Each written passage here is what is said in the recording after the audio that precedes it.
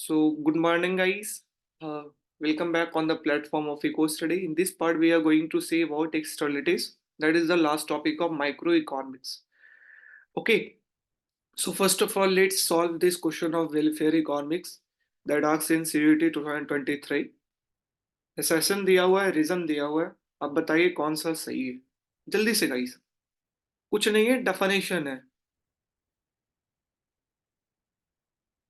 क्या जो welfare theorem, first welfare theorem क्या कहता था? What is first welfare theorem? A competitive equilibrium is also Pareto efficient.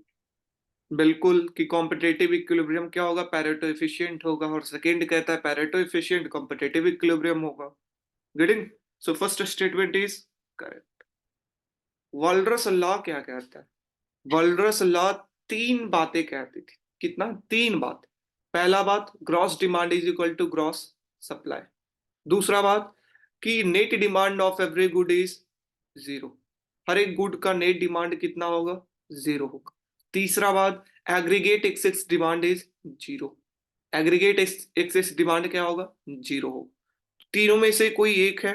एक कौन दिया हुआ है? Aggregate excess demand is zero for all price. Correct. दोनों स्टेटमेंट तो सही है. क्या पहला का दूसरा रीजन है? पहला बोल रहा है वेलफेयर इकोनॉमिक्स का थ्योरम है, दूसरा वालरस लॉ है. तो No, पहला option is 2. Option number two is correct one.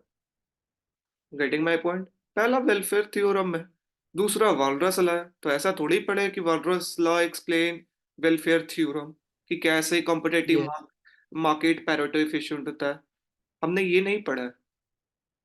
Okay guys? Okay, समझ में आया? Yes. Sir, repeat the reason. Reason Walras law के अंदर हमने पढ़ा था तीन part. Gross demand is equal to gross supply, पहला. दूसरा अभी तुरंत देख लिया, ठीक है? Walras law.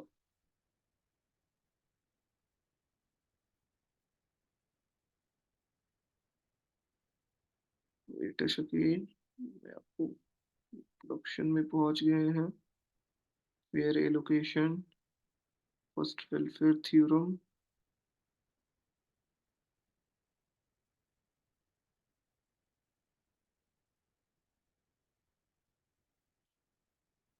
Theorem of welfare, first welfare theorem क्या कहता था?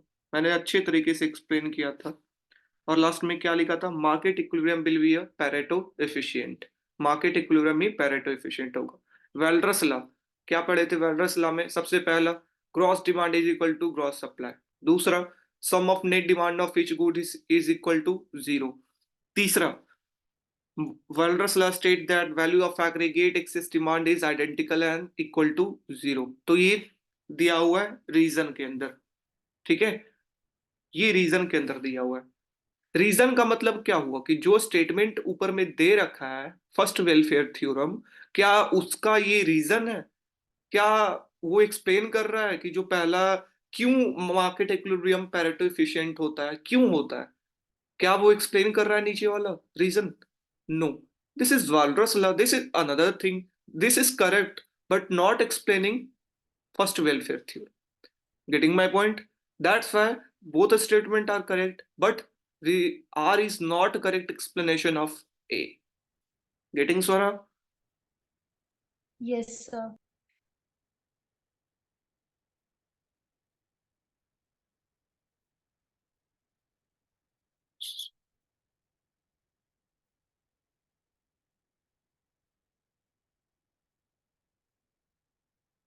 और भी क्वेश्चन दो?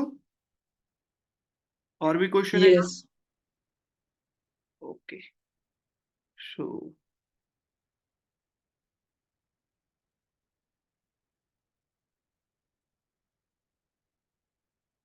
One question. यही सीयूईटी से, इस बार के सीयूईटी से दिस क्वेश्चन.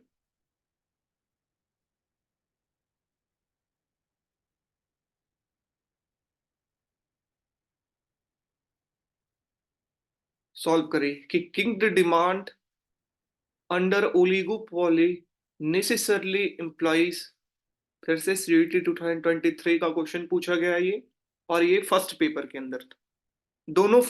दोनों फर्स्ट पेपर के अंदर थे क्वेश्चन। क्या है? Kinked demand curve under oligopoly necessarily implies kinked demand curve, remember given by Paul Sweezy. हमने पहला ओलिगोपॉली मॉडल किया था नॉन कोलिसिव का, उसका नाम था किंग डिमांड थ्योरी, जो कि पॉल स्यूजी के द्वारा दिया गया था। Getting my point? और वहां पे हम कैसा फिगर ड्रॉ किए थे? वहां पे हमने फिगर ड्रॉ किया था कि your demand curve is this one, your MR curve is, demand curve जो है यहाँ पर वो क्या है? King, right? एमआर कर्व कैसा होगा? किंग तक, उसके बाद ये डिसकंटिन्यूअस, राइट? और इस बीच से हमारा एमसी जो है, this is your marginal cost curve. अब एमसी इंक्रीज भी होगा लेकिन प्राइस जो है वो हमारा कांस्टेंट रहेगा, प्राइस हमारा constant. That explain price rigidity. तो इसे प्राइस रिजिडिटी मॉडल भी कहा जाता था। गेटिंग? कि कॉस्ट चेंज हो रहा है, वेरी कर सकता है इस डिसकंटिन्यूअस रेंज के अंदर, लेकिन हमारा प्राइस जो है वो कांस्टेंट है। गेटिंग? तो क्या बोला है? किंग डिमांड कर्व ओलिगोपॉली के अंदर नेसेसरली इंप्लाइज क्या? नेसेसरीली, वर्ड पे ध्यान देना, वर्डिंग पे, नेसेसरली होना चाहिए। पहला, a discontinuous in the marginal revenue schedule. क्या एमआर जो है वो डिसकंटिन्यूअस होता है? यस और no?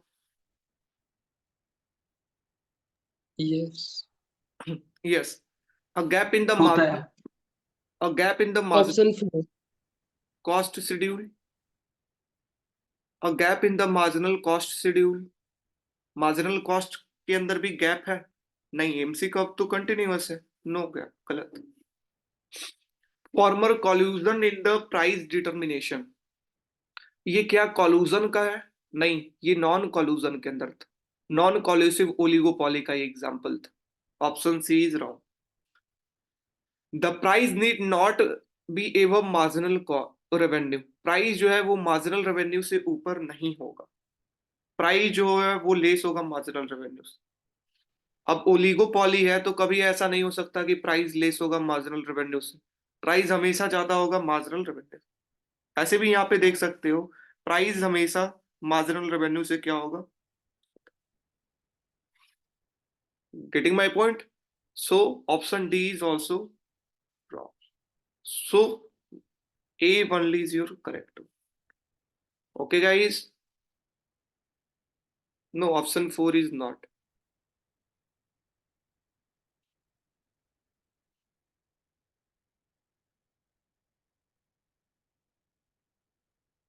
A only is your correct option, necessarily यहाँ पे बोल रहा है।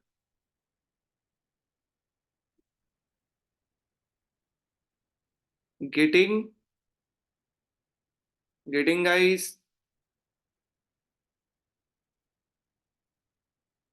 Yes sir. Okay. So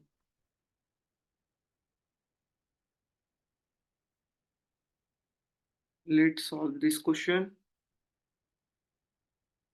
Solve this one. Consider the following for the natural monopoly. Natural monopoly किसे कहते हैं? Okay. What is natural monopoly? When statement पढ़िए, बस नेचुरल मोनोपोली का डेफिनेशन कौन सा सही है वो बताना। मैंने नेचुरल मोनोपोली बता रखा है आपको मोनोपोली वाले लेक्चर्स के। option नेचुरल मोनोपोली का मतलब होता है कि लाइक आईआरसीटीसी, आईआरसीटीसी, ठीक है? इसके अंदर क्या कि ये अकेला मार्केट के अंदर है, ठीक है? और इसलिए है क्योंकि जो आईआरसीटीसी अगर आउटपुट को इंक्रीज करना चाहे, लाइक रेलवे ट्रैक को बढ़ाना चाहे, तो उसका एवरेज कॉस्ट जो है वो डिक्लाइन होते रहे। दैट्स वाई गवर्नमेंट भी चाहती है कि एक फर्म रन करे, ठीक है? जिससे हमारा एवरेज कॉस्ट डिक्लाइन हो और output increase. Getting my point? So natural monopoly किसे कहते हैं? When the firm average cost of production continuously decline, जब हम आउटपुट को इंक्रीज करते हैं तो then a natural monopoly arise. यहाँ पे प्रॉफिट जो होता है वो इकोनॉमिक प्रॉफिट नहीं अर्न होता है, ठीक है? इकोनॉमिक प्रॉफिट नहीं, यहाँ पे प्रॉफिट के बारे में नहीं बात किया जाता है, यहाँ पे वेलफेयर के बारे में बात किया जाता है, ठीक है? वेलफेयर के बारे में, जीरो प्रॉफिट के बारे में बात किया जाता है, नॉट अबाउट प्रॉफिट, ठीक है? तो option one is your correct one, कि एवरेज कॉस्ट कॉस्ट जो है वो डिक्लाइन होना चाहिए कंटिन्यूअसली जब आउटपुट इंक्रीज। दूसरा, under natural monopoly economic profit are positive और ग्रेटर देन जीरो। गलत। यहाँ पे प्रॉफिट से कोई लेना देना नहीं है, ठीक है? और नेचुरल इसलिए कहा गया है क्योंकि कोई भी अदर फर्म जो है वो इस मार्केट के अंदर नहीं आना सोचेगा, क्योंकि उसके लिए लार्ज इन्वेस्टमेंट चाहिए, बहुत पैसा चाहिए, है ना? बहुत कंट्रोल है उसका मार्केट के ऊपर, जो आईआरसीटीसी है।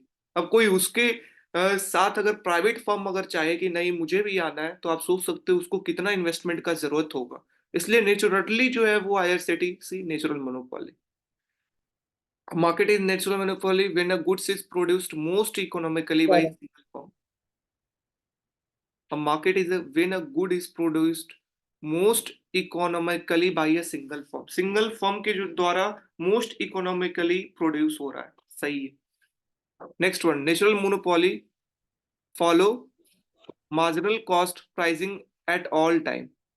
Marginal cost pricing को follow करेगा natural monopoly. A और C is right one, ठीक है? A और C, right side, right. Okay, so this is all about natural monopoly, ठीक है? तो ये कुछ क्वेश्चन है जो हम जो हमारे सीयूईटी 2023 के अंदर पूछे गए थे। ऐसे ही हर दिन 4-5 क्वेश्चन हर दिन आपके सामने। अब माइक्रो इकोनॉमिक्स का मैं लाऊंगा क्योंकि सिलेबस आपका कंप्लीट हो गया। सिर्फ सीयूईटी से नहीं, अदर से भी मैं लाऊंगा। लाइक एक क्वेश्चन मैं आपको आईटी जैम का देता हूँ।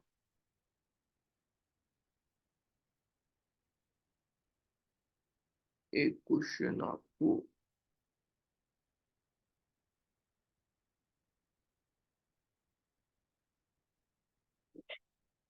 मैक्रो का क्वेश्चन है, बताइए क्या सही है? सभी को बताना है, ये सिंपल क्वेश्चन है।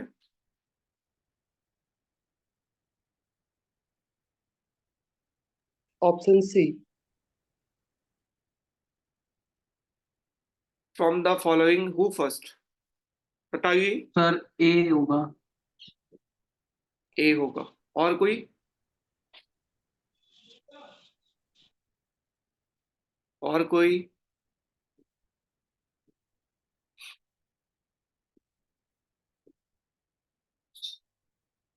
क्या बोल रहा है? Negative relationship between unemployment rate and output ratio. Unemployment और आउटपुट के बीच में कौन रिलेशन बताता है? अनएम्प्लॉयमेंट और इन्फ्लेशन के बीच में बताता है Phillips curve, not output. Yes sir, and yes C होगा। Okay, yes, Okun's law is right of getting. Okun's law क्या बताता है? अनएम्प्लॉयमेंट रेट और आउटपुट के बीच का रेशियो। तो ओकुन्स लॉ से एक क्वेश्चन आपका पूछते हैं आईआईटी जैम के अंदर, न्यूमेरिकल्स फॉर्म में भी पूछते हैं। वो न्यूमेरिकल्स भी आपको मैं टेस्ट सीरीज के अंदर दूंगा और सॉल्व कराऊंगा, ठीक है? इस तरीके के क्वेश्चन। और और भी लाइक क्वेश्चन आपको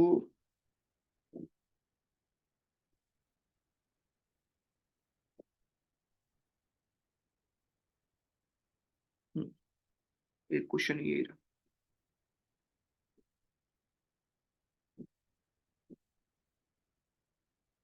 सॉल्व करिए। 34, एक्सपेक्टेड ऑगमेंटेड फ्लिप्स कर्व, क्या मैंने पढ़ाया है? हाँ या ना?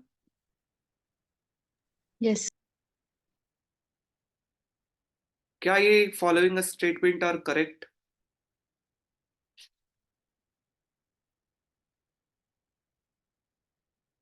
कौन सा स्टेटमेंट जो है वो correct? Expected augmented Phillips curve कब शिफ्ट करता था? मैंने बताया था दो रीजन था। पहला, जब आपका नेचुरल रेट ऑफ अनएम्प्लॉयमेंट, दूसरा expected inflation. I think option C. Okay, next, anyone?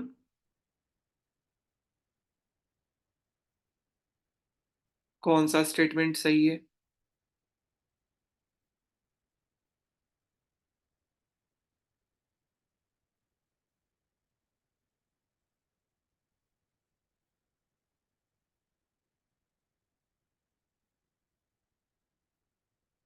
ठीक है, तो फिलिप्स कर्व शिफ्ट कब करता है? फिलिप्स कर्व एक्सपेक्टेड एक ऑगमेंटेड फिलिप्स कर्व कब शिफ्ट करता है? दो रीजन, पहला नेचुरल रेट ऑफ अनएम्प्लॉयमेंट, दूसरा एक्सपेक्टेड इन्फ्लेशन। अगर natural rate of unemployment increase हो रहा है तो Phillips curve shift rightward. Getting? Decrease हो रहा है तो फिलिप्स कर्व शिफ्ट लेफ्टवर्ड। मैं बता रखा लेक्चर के अंदर अच्छे तरीके। और एक्सपेक्टेड इन्फ्लेशन अगर इंक्रीज हो रहा है तो शिफ्ट राइटवर्ड, और डिक्रीज हो रहा है तो शिफ्ट लेफ्टवर्ड। गेटिंग? और रिलेशन जो था, क्या इक्वेशन था? Pi minus pi e is equal to beta u minus u bar.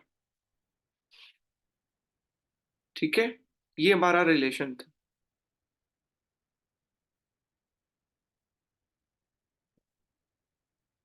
You bar minus u e, u bar,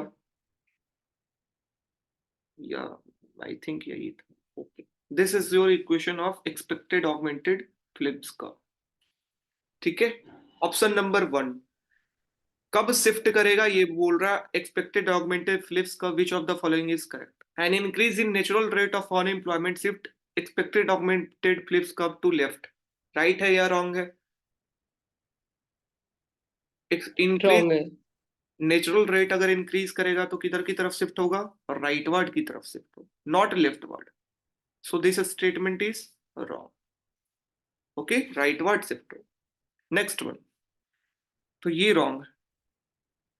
next one, an increase in expected inflation shift expected augmented Phillips curve to rightward. Right है या wrong है? Wrong. अगर expected inflation increase हो रहा है तो किधर की तरफ शिफ्ट होगा, राइटवर्ड या लेफ्टवर्ड? सर राइट वर्ड होगा। राइटवर्ड शिफ्ट होगा। Getting my point? And this is your correct option.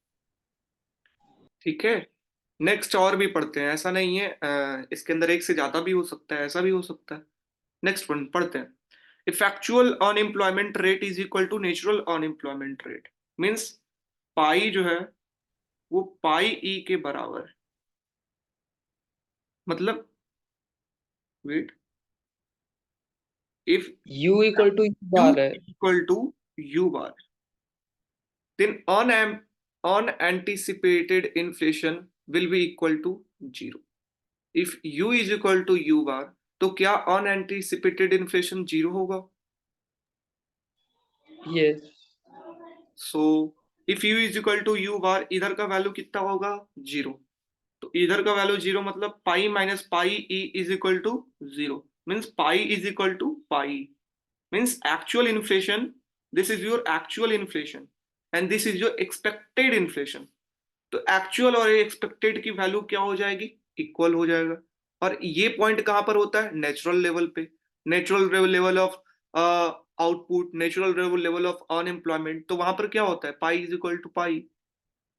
Getting my point? और यहां पर अगर अगर आपका जितना आपने एक्सपेक्ट किया था इन्फ्लेशन उतना ही इन्फ्लेशन है, तो अनएंटिसिपेटेड जो है इन्फ्लेशन वो क्या होगा? 0। Getting? So option C is your correct one. Okay. Next one. As long as actual unemployment rate exceed natural unemployment rate. Actual unemployment rate जो है वो ज्यादा है किससे? Natural rate of unemployment. U is greater than U bar. तो मतलब बेरोजगारी देश के अंदर ज्यादा है, अनएम्प्लॉयमेंट ज्यादा है। Then actual inflation rate exceed expected inflation, क्या एक्स एक्चुअल इन्फ्लेशन जो है पाई जो है वो ग्रेटर होगा पाई से? क्या ये सही है? इफ एक्चुअल अनएम्प्लॉयमेंट जो है वो ज्यादा है नेचुरल लेवल से, तो क्या एक्चुअल इन्फ्लेशन भी ज्यादा होगा एक्सपेक्टेड इन्फ्लेशन से? सर बताइए। एक्चुअली यू बार था ना हमारा नहीं, अनएम्प्लॉयमेंट। नहीं, this is natural, this is your natural, you bar is your natural. यहाँ यहीं पर आप देखना यू का वैल्यू क्या है, ग्रेटर है यू बार से, मतलब अंदर क्या आ रहा है, पॉजिटिव, अंदर की वैल्यू पॉजिटिव, और बाहर से मिल करके पॉजिटिव निगेटिव क्या बनेगा, निगेटिव। Statement false. नेगेटिव, और इधर नेगेटिव कब आएगा, जब हमारा पाई ई का वैल्यू ग्रेटर होगा पाई से। और स्टेटमेंट क्या बोल रहा है, पाई का वैल्यू ग्रेटर है पाई से। Getting my point? तो पाई का वैल्यू ग्रेटर है पाई से, पाई ई से, तो इधर तो पॉजिटिव हो जाएगा। और positive negative not equal, not equate. Getting? That's why this equation is wrong.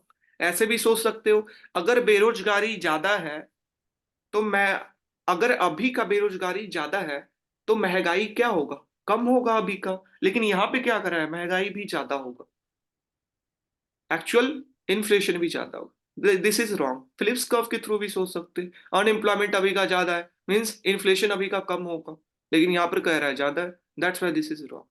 So this two option is correct. Getting my point everyone? Okay, okay. Yes, sir.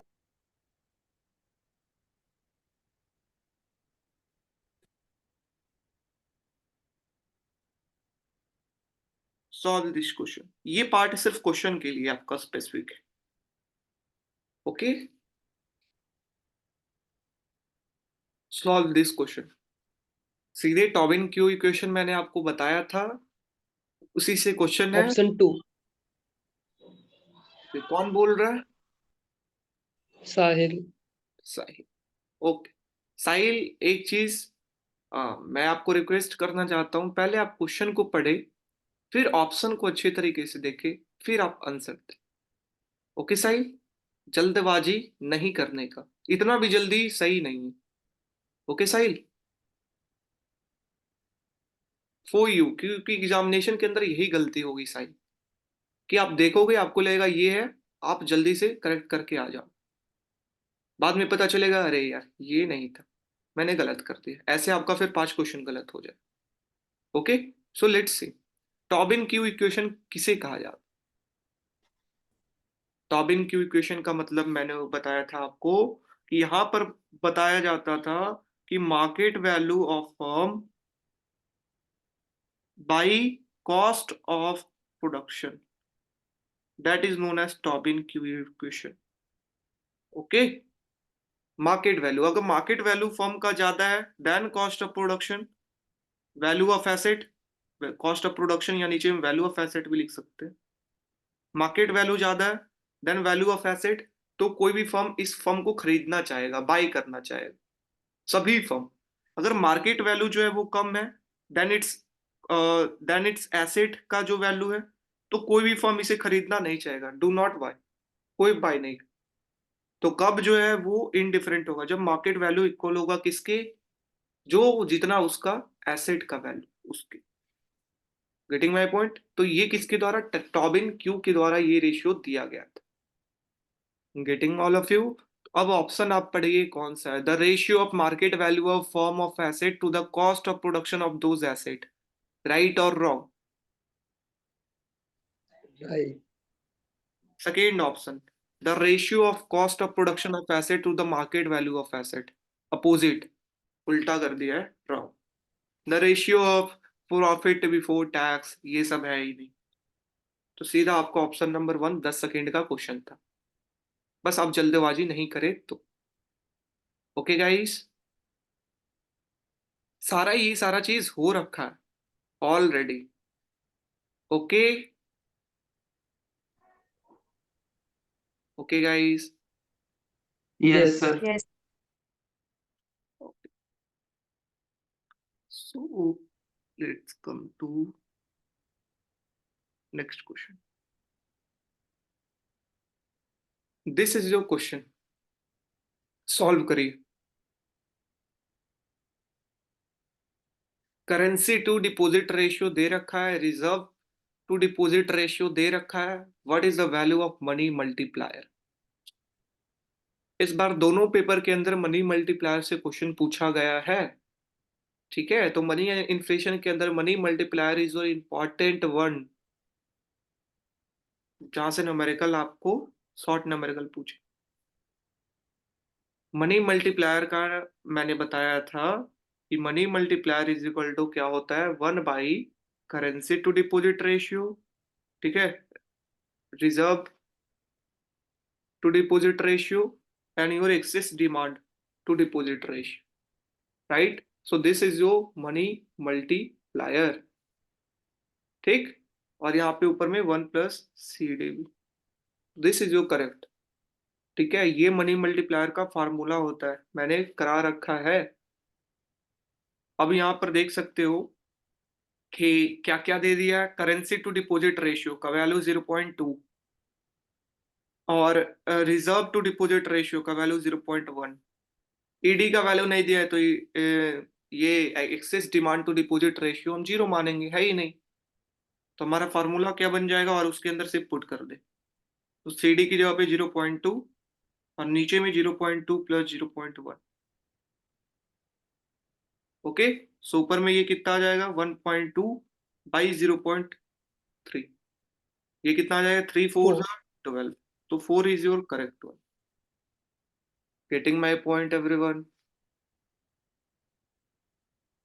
Getting my point. Yes sir. Yes, any doubt किसी को भी, कोई doubt?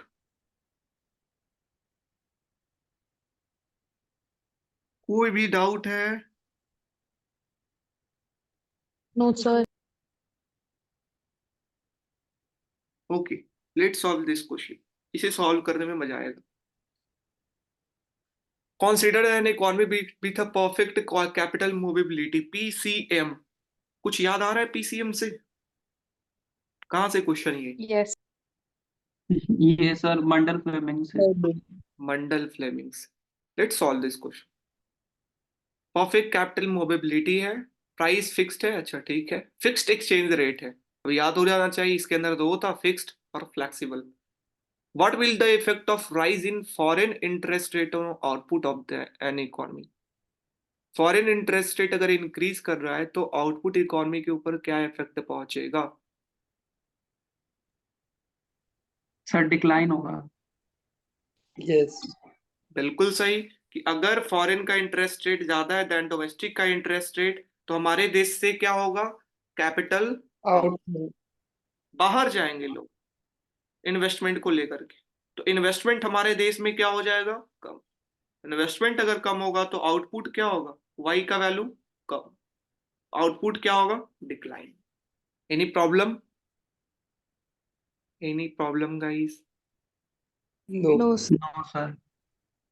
Okay, so और मैं आपको यहां से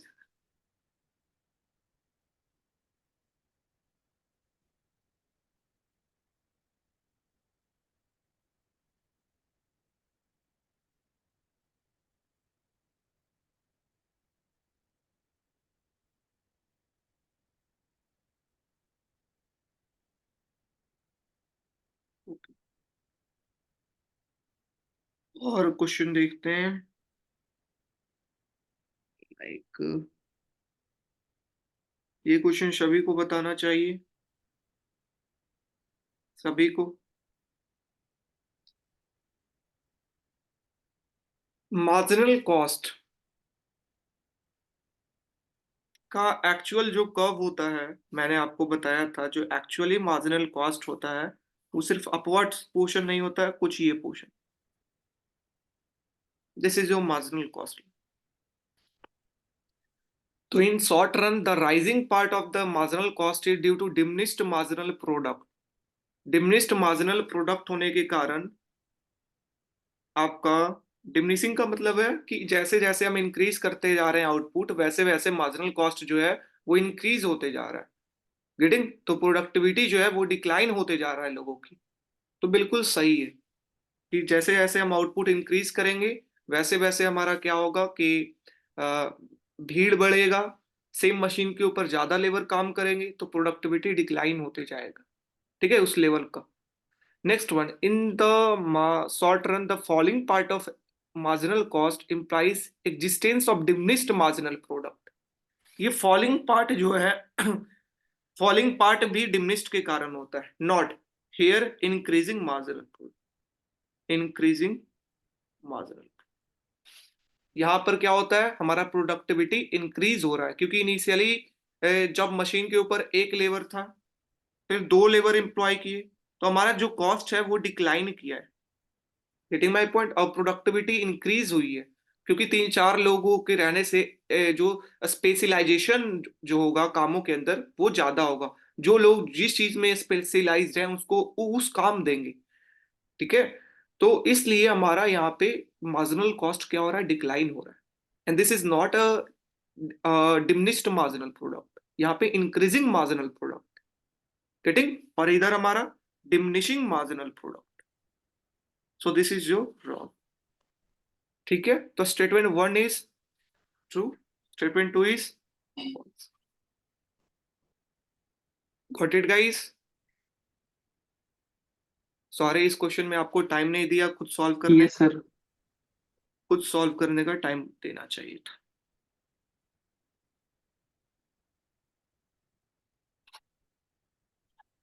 next question, चलिए सॉल्व करिए।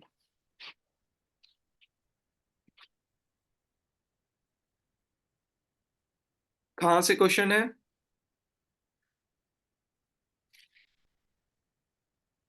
सर मंडल फ्लेमिंग से है।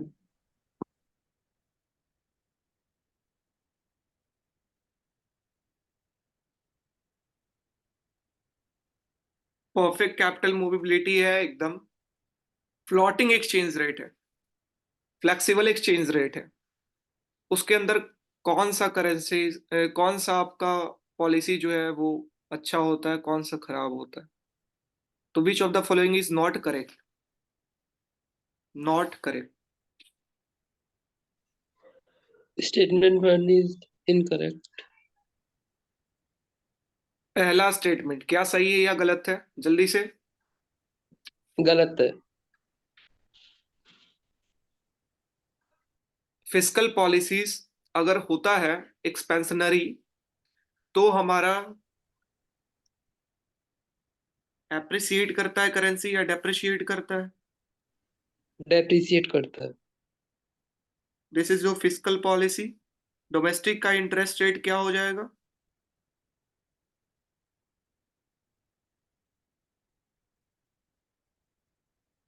डोमेस्टिक का इंटरेस्ट रेट क्या हो जाएगा, इंक्रीज हो जाएगा। देन फॉरेन का interest rate, okay,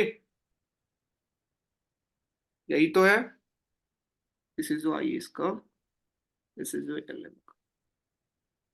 so if domestic interest rate greater than a foreign interest rate, इसका मतलब क्या है, बाहर से लोग आकर के रुपीस का डिमांड क्या कर रहे होंगे, बाहर से हमारे यहाँ का ज्यादा इंटरेस्ट रेट है, मीन्स इनफ्लो होगा। क्या होगा? इनफ्लो। हमारे कंट्री के अंदर आकर के इन्वेस्टमेंट करना चाहेंगे, और अगर हमारे कंट्री के अंदर आकर के इन्वेस्टमेंट करना चाहेंगे तो बाहर से क्या आएगा, डॉलर।